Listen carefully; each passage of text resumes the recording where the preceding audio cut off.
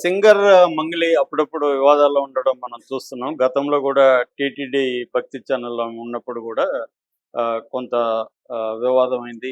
శ్రీకాళహస్తిలో permission లేకుండా video shoot చేశారని వివాదమైంది. అలాగా ఆమె కొంతకాలంగా అప్పుడప్పుడు వివాదాల్లోకి రావడం చూస్తున్నాం. అయితే ఇప్పుడు ఆమె స్వయంగా ఎస్ఆర్ నగర్ పోలీస్ స్టేషన్‌కెళ్ళి ఒక యూట్యూబర్ మీద కంప్లెయింట్ ఇచ్చింది. దాంతో యూట్యూబర్‌ని అరెస్ట్ చేశారు.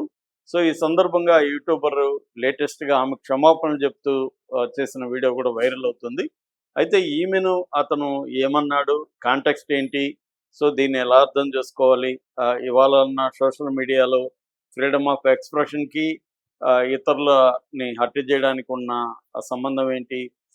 దీన్ని లీగల్ చట్టం ఎలా చూస్తుంది? ఈ విషయాల గురించి మనం మాట్లాడుకుందాం. సో, ఈమె మంగ్లీ ఒక మామూలుగా ఆమె ఎక్కువగా ఫోక్ సింగరు.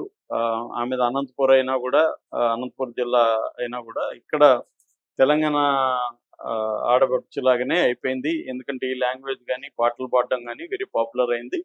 సో, ఈ నేపథ్యంలో ఆమె సినిమా పాటల కంటే గూడా ప్రైవేట్ పాటల్లోనే బాగా పాపులర్ అయింది.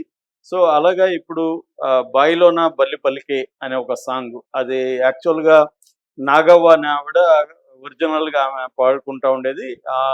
ఆ సాంగ్‌ని వీళ్ళు తీసుకున్నారు.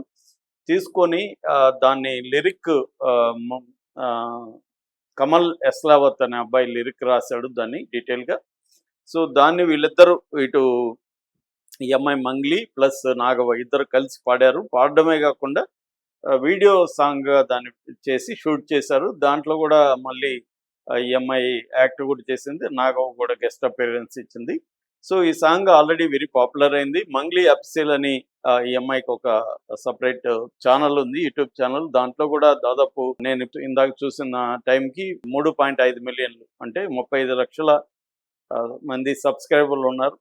సో, ఆమెది ఏ వీడియో పెట్టినా లక్షల మంది చూస్తున్నారు. ఇప్పుడు ఈ వీడియో కూడా 9.6 మిలియన్ ఇప్పటికి చూసారు ఈ పాటను గూడా.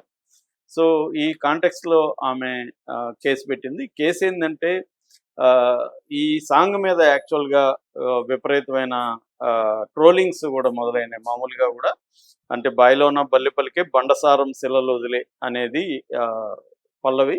దాని తర్వాత చరణాల్లో గూడా ఏందంటే, ఒక అమ్మాయి ఒక అబ్బాయిని లవ్ చేస్తుంది. ఆ అబ్బాయిని రెచ్చగొడుతుంది. మనిద్దరం వెళ్ళిపోదాము, లేచిపోదాము, పెళ్లి చేసుకుందాము.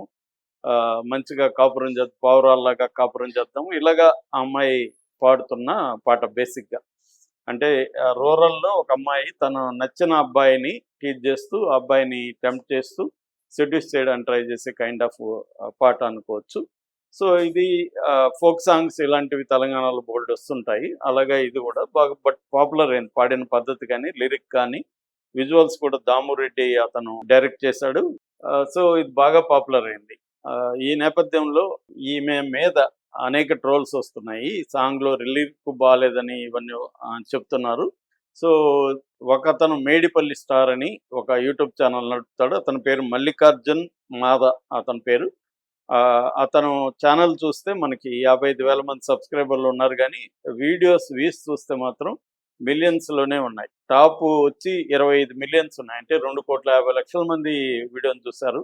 అట్లాగే ఇప్పుడు గూడా ప్రెజెంట్ గూడా ఏది గూడా 3 మిలియన్‌లకి తక్కువ. అంటే 30,00,000కి తక్కువ వ్యూస్ లేవన్నమాట. ఏ వీడియో పెట్టినా అబ్బాయి 30,00,000, 20,00,000 అలాగా వీడియో వ్యూస్ ఉన్నాయన్నమాట. దీనికి ప్రధాన కారణం ఏందంటే అతను బూతులు మాట్లాడడం. సో, అతను రూరల్ గై లాగే ఉన్నాడు. బూతులు మాట్లాడడం, నేచురల్‌గా ఉండడం అది జనాల్ని అట్రాక్ట్ చేసిందనమాట. ఇలాగా ఇతను పాపులర్ అయ్యాడు.